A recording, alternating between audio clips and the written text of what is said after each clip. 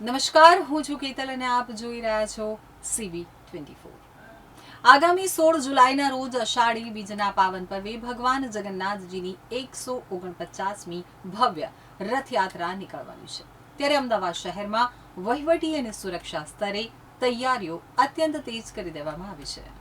દર વર્ષની પરંપરા મુજબ રથયાત્રા શાંતિપૂર્ણ અને કોઈ પણ વિઘ્ન વગર સંપન્ન થાય તે માટે અમદાવાદ મ્યુનિસિપલ કોર્પોરેશન દ્વારા રથયાત્રાના સમગ્ર રૂટનું ઝીણવટભર્યું નિરીક્ષણ કરવામાં આવ્યું છે। અમદાવાદના નવનિયુક્ત મેયર હિતેશ બારોટની આગેવાનીમાં deputy mayor Anjuben Shah, standing કમિટીના ચેરમેન કમલેશ પટેલ સહિતના ઉચ્ચ પદાધિકારીઓ રથયાત્રાના રૂટની પ્રત્યક્ષ સમીક્ષા કરી હતી। આ સમીક્ષા યાત્રામાં ડેપ્યુટી મ્યુનિસિપલ કમિશનર સહિતના ઉચ્ચ વહીવટી અધિકારીઓ પણ સાથે જોડાયા હતા। તો જગન્નાથ મંદિરથી શરૂ કરી અને સરસપુર, દરિયાપુર સહિતના તમામ સંવેદનશીલ અને વ્યસ્ત વિસ્તારોના માર્ગો ઉપર પદાધિકારીઓએ પગપાળા ફરી અને વ્યવસ્થાઓનું આંકલન કર્યું હતું। દર વર્ષની જેમ આ વર્ષે પણ રથયાત્રાના રૂટમાં આવતા ભયજનક મકાનો અને નડતરરૂપ ઝાડની ડાળીઓનું ખાસ નિરીક્ષણ કરવામાં આવ્યું હતું।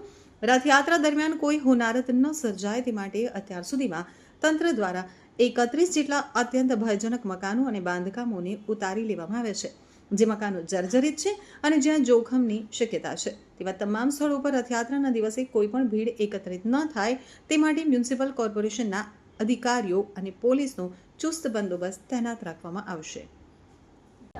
ભગવાન જગન્નાથજીની 149મી રથયાત્રા 16મી તારીખે નીકળવાની છે।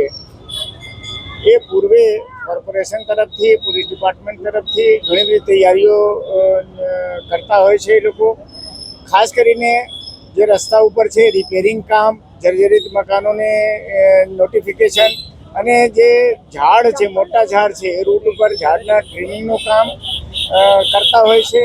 અમે જ્યારે મંદિરથી, જગન્નાથજી મંદિર જમાલપુરથી નીકળીને આજે ભગવાનના મોસાળ રણછોડજી મંદિરમાં પહોંચ્યા છીએ, ત્યાં સુધી મને કોઈ પણ જગ્યાએ એવી વસ્તુ દેખાઈ નથી જેને પોઈન્ટ આઉટ કરી શકાય। આ વખતે એડવાન્સમાં પહેલાંથી જ તમામ કામ પૂર્ણ કરવામાં આવેલ છે અને એનું મને બહુ હર્ષ છે કે કોર્પોરેશન અને પોલીસ ડિપાર્ટમેન્ટ તરફથી ખૂબ સારી કામગીરી કરવામાં આવી। જય જગન્નાથ।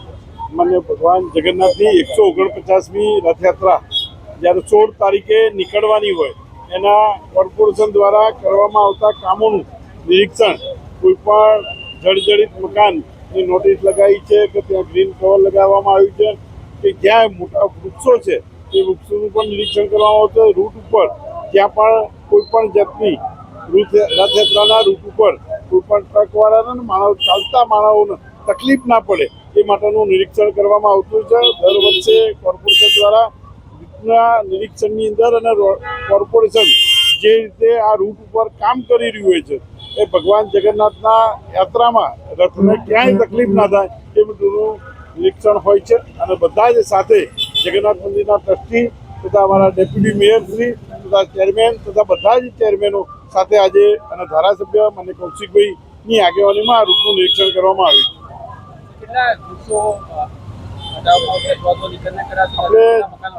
આપણે જર્જરિત મકાનોને નોટિસ આપી હતી અને નોટિસ આપ્યા પછી જે ઉતારવાના હતા એ ઉતારી લેવામાં આવ્યા છે અને જ્યાં ગ્રીન કપડું લગાવ્યું કે જેથી કરીને મકાન ઉપર કોઈ ચડી ના જાય એ માટેની વ્યવસ્થા કરવામાં આવી છે। પતરા પણ લગાવવામાં આવ્યા છે।